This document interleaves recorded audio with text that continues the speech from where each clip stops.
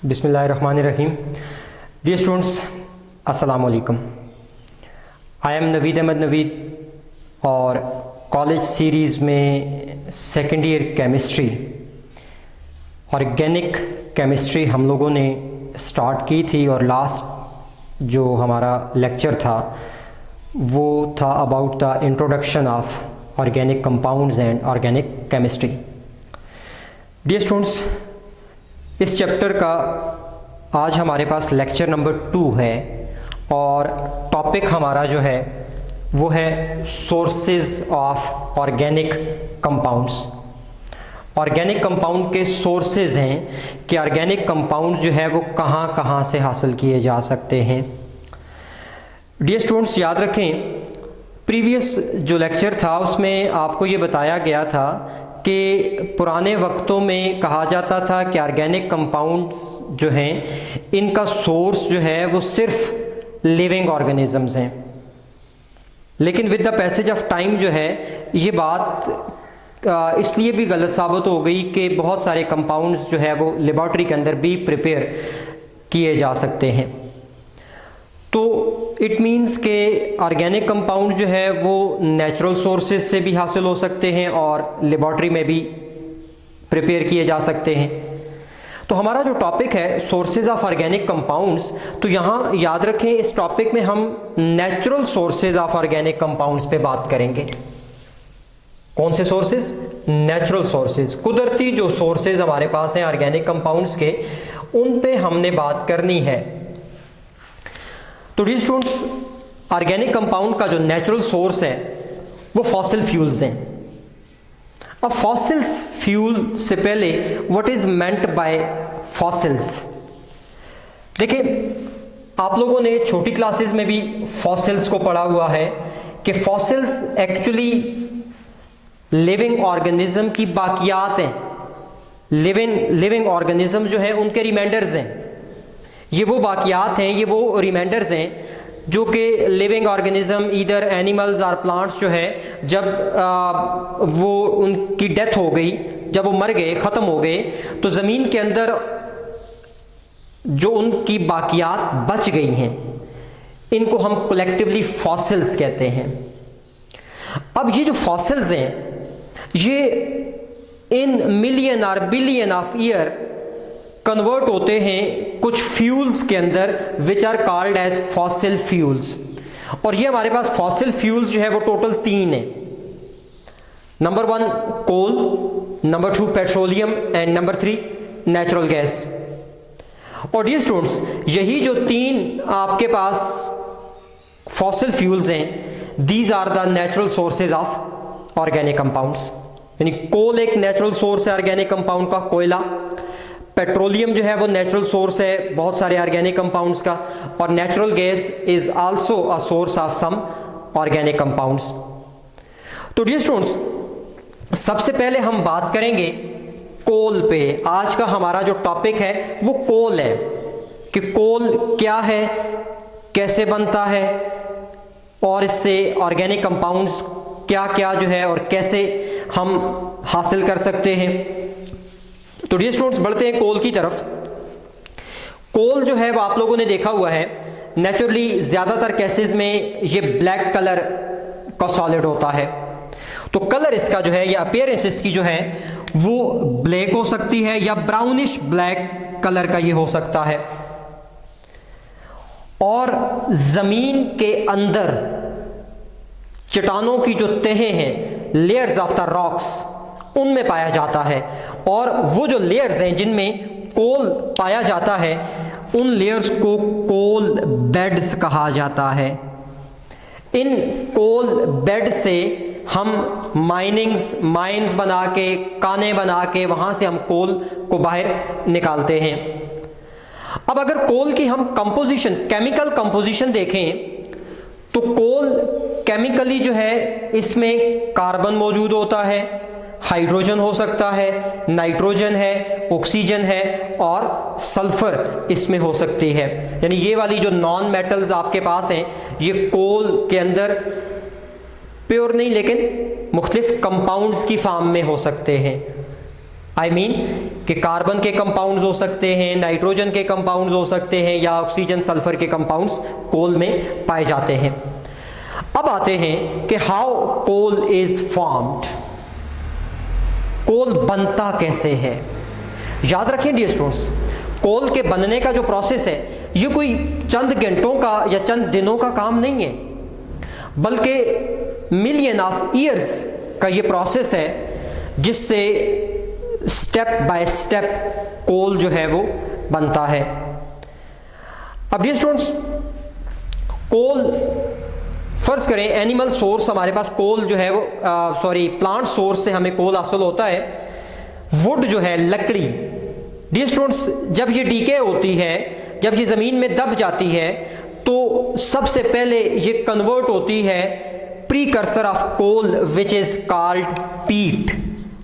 पीट जो है, this is precursor of coal.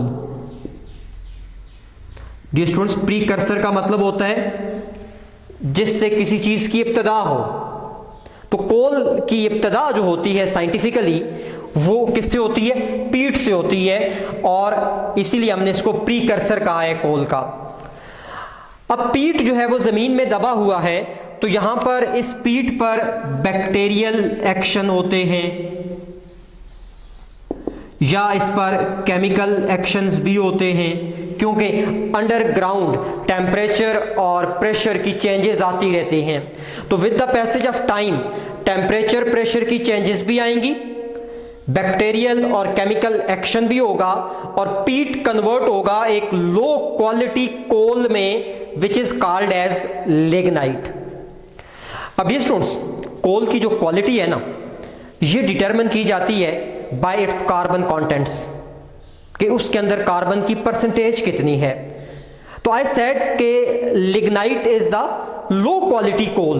Low quality coal हमने इसलिए कहा है कि इसके अंदर कार्बन की परसेंटेज जो है वो बहुत कम होती है, और ये तकरीबन 60 to 70% कार्बन है लिग्नाइट में। अब इस लिग्नाइट पर दोबारा जो है वो मजीद बैक्टीरियल केमिकल चेंजेस आती हैं, टेम्परेचर प्रेशर इफेक्ट करता है, और ये लिग्नाइट कन्वर्ट होता है सब बाइटुमिनस कोल में। ये किस में कन्वर्ट होता है? सब बाइटुमिनस कोल। सब बाइटुमिनस कोल जो है, इसमें कार्बन की परसेंटेज लिग्नाइट के मुकाबले में ज्यादा हो जाती है, and this is 71 to 77% carbon present in सब बाइटुमिनस कोल। डियर स्टूडेंट्स, ये जो सब बाइटुमिनस कोल है, इस पर अगेन जमीन में चूंकि दबा हुआ है ना, तो अगेन इस पर बैक्टीरियल और केमिकल चेंजेस आएंगी, टेम्परेचर और प्रेशर इफेक्ट करेगा। Sub-bituminous coal is converted into bituminous coal which contain 70 to 87% of the carbon. Dear student, carbon की ये कंटेंट जो है वो लिटिल बिट चेंज भी हो सकती है, एरिया टू एरिया वेरी भी कर सकती है। तो बाइटुमिनस कोल में 78 to 87% कार्बन जो है वो पाया जाता है, और इस बाइटुमिनस कोल के बाद हाईएस्ट कंटेंट कार्बन कोल या मैक्सिमम या हाईएस्ट क्वालिटी का जो कोल है वो हासिल होता है, जिसको हम एंथ्रासाइट कहते हैं। ये कोल की आला क्वालिटी है, इसमें कार्बन की परसेंटेज मोर देन 87% होती है, और नॉर्मली ये 92 to 98% के बीच में ये कार्बन होता है। तो अब ये कोल की डिफरेंट स्टेजेस है फॉर्मेशन की। आई रिपीट, वुड कन्वर्ट होता है पीट में which is precursor of the coal.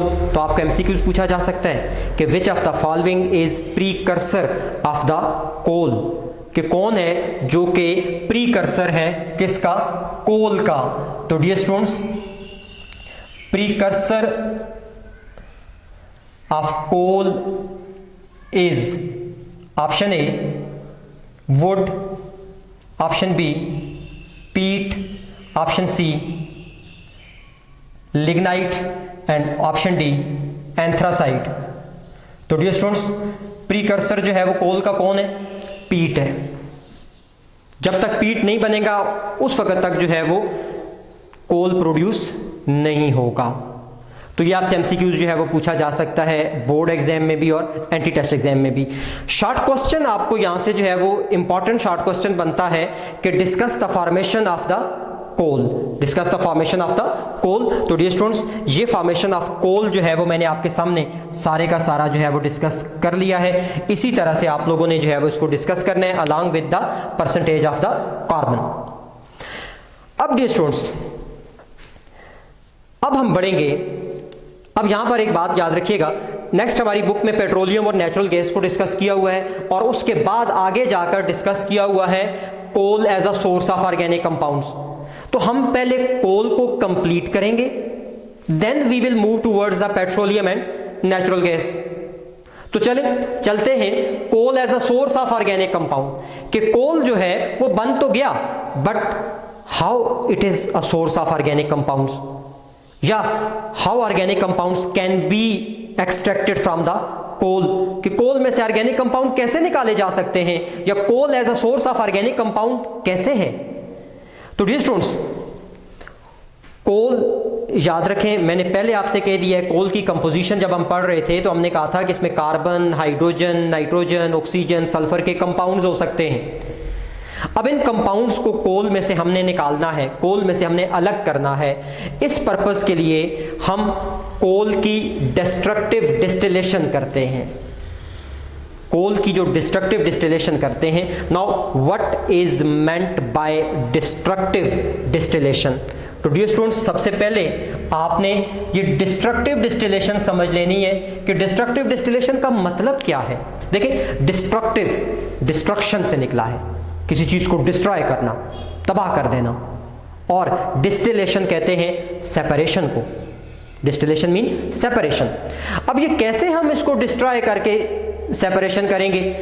तो याद रखें, डिस्ट्रक्टिव डिस्टिलेशन एक ऐसा प्रोसेस होता है जिसमें हम किसी भी सब्सटेंस को इन the absence of oxygen, in the absence of air heat करते हैं। जब ऐसा किया जाता है, कैसा? Heating in the absence of air. जब ऐसा किया जाता है तो वो जो सब्सटेंस है वो अपने कुछ बेसिक कंपोनेंट में डिस्ट्रीब्यूट हो जाती है या बेसिक कंपोनेंट में डिकम्पोज हो जाती है। इस प्रोसेस को हम क्या नाम देंगे? डिस्ट्रक्टिव डिस्टिलेशन का नाम देंगे। क्या कहा मैंने कि डिस्ट्रक्टिव डिस्टिलेशन का मतलब क्या है कि heating of a substance in the absence of oxygen, heating of the substance in the absence of oxygen is called as destructive distillation। और अगर ये डिस्ट्रक्टिव डिस्टिलेशन सिर्फ कोल की जा रही है तो फिर इसी को कार्बोनाइजेशन भी कहते हैं, फिर इसी को कार्बोनाइजेशन भी कहा जाता है।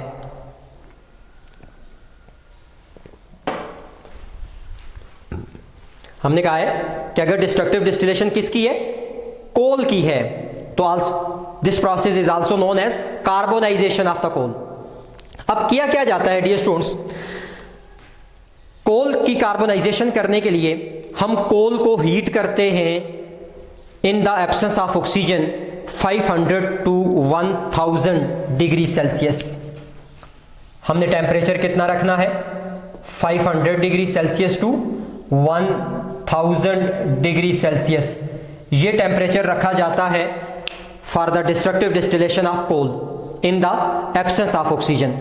जब हम इतना हीट करते हैं, इतने टेम्परेचर पे हीट करते हैं, तो कोल जो है वो डिकम्पोज हो जाता है टोटल 4 कंपोनेंट्स में।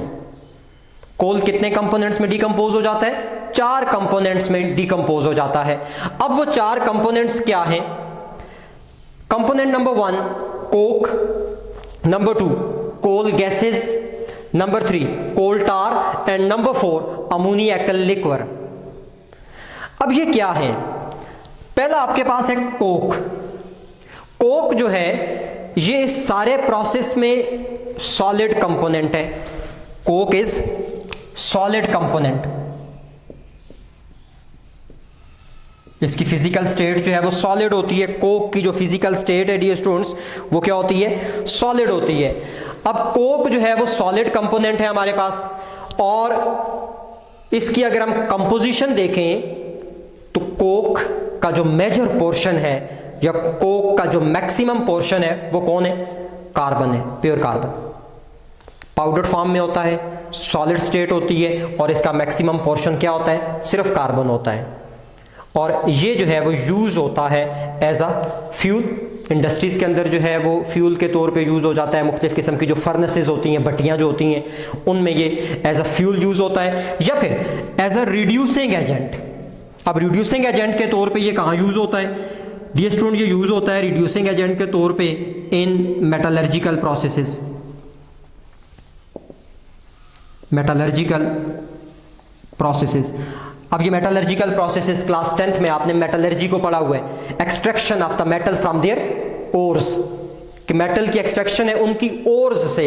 तो वहां कोक जो है वो एज अ रिड्यूसिंग एजेंट, मतलब उन ओर्स में से ऑक्सीजन को अलग करने के लिए जो है वो यूज होता है। तो as a reducing agent use हो जाता है इन मेटलर्जिकल प्रोसेस, मतलब इसके अंदर कोई ऑर्गेनिक कंपाउंड यहां से हासिल नहीं हो रहे। डियर स्टूडेंट्स, दूसरा जो आपके पास कंपोनेंट है वो कोल गैस है। नाम से जाहिर है कि ये कौन सा पोर्शन होगा, गैसियस पोर्शन होगा, ये गैसेज होंगी। और ये गैसेज कौन सी हैं, ये गैसेज असल में मिक्सचर है हाइड्रोजन और कार्बन मोनोऑक्साइड का। हाइड्रोजन और कार्बन मोनोऑक्साइड का मिक्सचर है, और इस मिक्सचर को हम टाउन गैस भी कहते हैं, वाटर गैस भी कहते हैं। टाउन गैस भी कहते हैं और वाटर गैस भी कहा जाता है।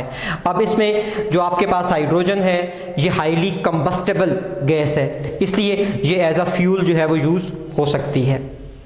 Dear students, third one and most important component of the coal, that is coal tar. ये लिक्विड पोर्शन होता है। डिस्ट्रक्टिव डिस्टिलेशन का जो लिक्विड पोर्शन बनेगा वो कोल टार होगा।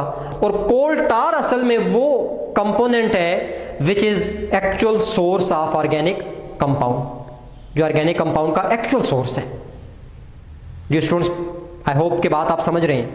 कोक और कोल गैस ये ऑर्गेनिक कंपाउंड के सोर्सेज नहीं है, लेकिन चूंकि बनते हैं और फिर इसके बाद इनके जो है वो एज अ फ्यूल यूजेस भी हैं।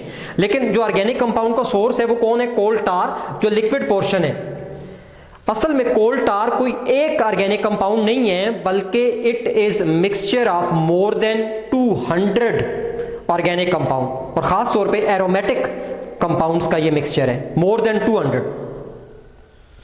अब ये ऑर्गेनिक कंपाउंड जो है इनका ये मिक्सचर है। अब ये ऑर्गेनिक कंपाउंड कौन कौन से हो सकते हैं डियर स्टूडेंट, ये देखें, ये ऑर्गेनिक कंपाउंड्स यहाँ पे कुछ लिखे गए हैं। मतलब ये बेंजीन हो सकता है, ये टॉलुवीन है, ये ज़ाइलीन है, ये क्रीसोल है, ये नेफ्थलीन है, ये एंथ्रासीन है। शायद बेंजीन के अलावा बाकियों के जो है वो नाम आपके लिए नए हो। तो डियर स्टूडेंट्स, मैं स्ट्रक्चर नहीं लिख रहा इनकी, मैं इनके फार्मूला नहीं लिख रहा, ये आपने खुद सर्च करने हैं ताकि आप भी कहीं हाथ पांव हिलाएं ना, काम करें ना। तो इनकी स्ट्रक्चर खुद सर्च कीजिएगा। But these are aromatic compounds, और ये चंद एक कंपाउंड्स मैंने लिखे हैं। इस तरह के मैंने कहा था मोर देन 200 कंपाउंड्स किधर है, कोल टार में है। इन कंपाउंड्स, अब ये मिक्सचर की फॉर्म में है। तो डियर स्टूडेंट्स, अगर आपके पास डिफरेंट लिक्विड्स का मिक्सचर है तो वहां से आप उनके कंपोनेंट्स को सेपरेट करते हैं by a process which is called as fractional distillation. Now what is fractional distillation? You know, आपने फर्स्ट ईयर में पढ़ा हुआ है डियर स्टूडेंट्स फ्रैक्शनल डिस्टिलेशन, कि फ्रैक्शनल डिस्टिलेशन जो है वो actually separation of liquid components from their mixture on the basis of difference in their boiling point. कि डिफरेंट जो लिक्विड के कंपोनेंट्स हैं या लिक्विड पोर्शंस हैं एक मिक्सचर के, उनको हम उनके बॉइलिंग पॉइंट्स में डिफरेंस की वजह से सेपरेट करते हैं। तो ये फ्रैक्शनल डिस्टिलेशन है आपके पास। तो बाय फ्रैक्शनल डिस्टिलेशन ये कंपाउंड सारे के सारे जो है वो कोल टार में से अलग अलग जो है वो कर लिए जाते हैं। तो अगर आपसे ये कोई पूछता है कि which of the following is the major source of organic compound, option A coke, option B coal gases, option C coal tar and option D coal ammonia liquid. तो मेजर पोर्शन जो के ऑर्गेनिक कंपाउंड्स जहां से हासिल होते हैं वो कौन है, coal tar is the correct answer of this question. इसके बाद ये स्टूडेंट चौथा कंपोनेंट है अमोनिया। तो डियर स्टूडेंट्स, अमोनिया का लिक्विड जो है ये एक्चुअली अमोनिया सोल्यूशन है। देखिए, हमने कहा कि कोल के अंदर कार्बन, हाइड्रोजन और नाइट्रोजन भी है। तो during destructive distillation of coal, nitrogen के जो कंपाउंड्स हैं ये अमोनिया में कन्वर्ट हो जाते हैं और ये अमोनिया का जो सोल्यूशन हमें हासिल होता है इसको हम अमोनियकल लिक्वर का नाम देते हैं। अब अमोनिया का ऑर्गेनिक केमिस्ट्री से कोई ताल्लुक नहीं है, ना ये खुद ऑर्गेनिक कंपाउंड है, ना इसमें से कोई ऑर्गेनिक कंपाउंड एक्सट्रैक्ट करने हैं, तो फिर लेकिन बाय प्रोडक्ट के तौर पे बन रहा है। तो फिर इसमें से जो अमोनिया, हमें अमोनिया सोल्यूशन में जो अमोनिया है इसको हम यूज़ करते हैं फॉर मेकिंग डिफरेंट फर्टिलाइज़र, जिनमें मशहूर जो फर्टिलाइज़र्स हैं अमोनिया की वो अमोनियम सल्फेट है या अमोनियम फास्फेट है या अमोनियम सुपर फास्फेट है। तो इस अमोनिया को भी वेस्ट नहीं किया जाता बल्कि इसको यूज़ कर दिया जाता है for the production of different fertiliser. अब ये स्टूडेंट्स, इस टॉपिक में से ये कोल का जो टॉपिक है अभी इसका एक पोर्शन रहता है, वो भी इसके बाद हम लोग जो है वो पढ़ेंगे, लेकिन कोल का जो टॉपिक अभी तक हमने पढ़ा है इसमें से आपको 2 शॉर्ट क्वेश्चंस आ सकते हैं। अब वो 2 शॉर्ट क्वेश्चंस क्या हैं?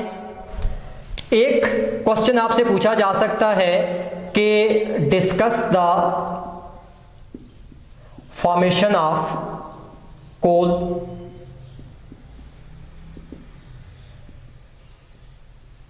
और दूसरा शॉर्ट क्वेश्चन आपसे पूछा जा सकता है कि discuss carbonisation of coal, carbonisation of coal. ये 2 क्वेश्चन आपसे बोर्ड एग्जाम में जो है वो पूछे जा सकते हैं और आपका आज का जो होमवर्क है वो यही 2 क्वेश्चंस भी हैं।